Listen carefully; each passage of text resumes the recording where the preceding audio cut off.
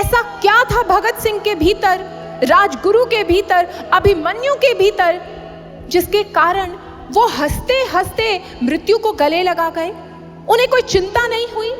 इसका उत्तर दिव्य गुरु श्री आशुतोष महाराज जी ने एक बार दिया था।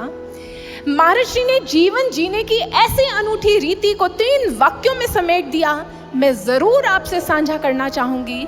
एक दिन महाराज जी के समक्ष बैठे थे और महाराज जी ने एकाएक जीवन का एक अद्भुत सूत्र प्रकट किया। महाराज जी ने कहा, love for the ideal will vanquish all troubles, love for the ideal will draw dynamism. It was love for the ideal that Bhagat Singh was able to walk through the gallows with a smile. महाराज जी ने कहा, प्रेम, उस ऊंचे आदर्श के साथ प्रेम, साधारण किसी छोटे मोटे आदर्श के साथ नहीं, अपने जीवन के परम लक्ष्य के साथ प्रेम, उस प्रेम, वो प्रेम जो है, वो लक्ष्य, जब ऐसा महान लक्ष्य होता है तो वो प्रेम ही है जो मार्ग में आने वाली सारी बाधाओं से मुक्त करता है इंसान को। जब वो निरुत्साहित होता है तो वो लक्ष्य ही है जो उत्साह बन के उसके भीतर प्रवाहित होने लगता है।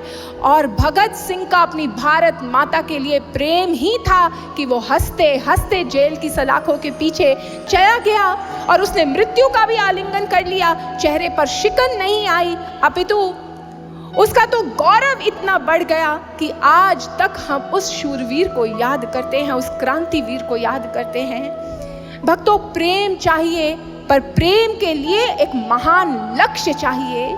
ये जीवन और इस जीवन का परम लक्ष्य वो परमात्मा हमें मिला है।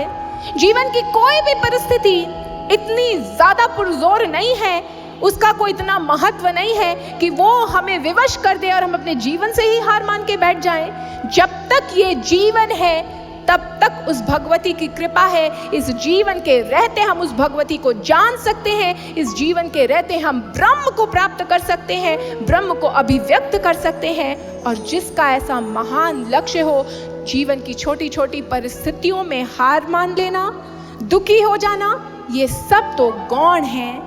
हमारे पास उस परम लक्ष्य का ज्ञान नहीं है, हम उस परम लक्ष्य को जानते नहीं हैं, इसीलिए तो हम छोटी छोटी चीजों में विचलित हो जाते हैं। ये कथा उस परम लक्ष्य के साथ, उस भगवती के साथ, उस प्रकाश स्वरूपा के साथ आपको जोड़ने आई है।